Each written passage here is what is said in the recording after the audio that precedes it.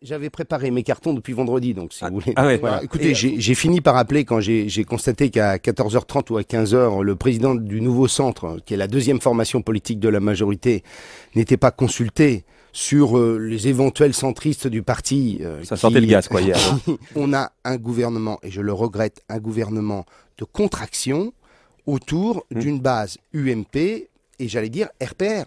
Jean-Louis Borloo en a tiré des conclusions, non pas pour échanger ce choix du président contre quoi que ce soit le concernant, simplement pour reprendre sa liberté et exprimer eh bien, cette sensibilité sociale, écologique, humaniste qui fait défaut, on le voit bien dans ce gouvernement. D'abord, j'ai toujours eu des convictions et je crois avoir démontré qu'on peut faire de la politique et garder ses convictions.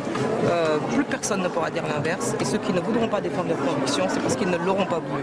Je ne suis pas déçue, j'ai aucune amertume et c'est une très très belle aventure humaine d'abord. On n'a pas réussi à réduire très fortement les inégalités sociales, mais en même temps, on a fait des belles choses. Quand avez-vous appris votre éviction, Jean-Marie Bockel? Vers 19h30 hier soir.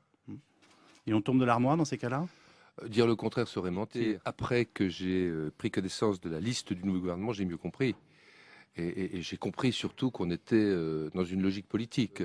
Nous avons un gouvernement qui marque une droitisation, ou plus exactement, car ce sont des personnes de qualité, le sujet n'est pas là, comment dirais-je, un resserrement autour d'une famille politique de la majorité essentiellement, et même à l'intérieur de cette famille plutôt de ce qui était hier le RPR.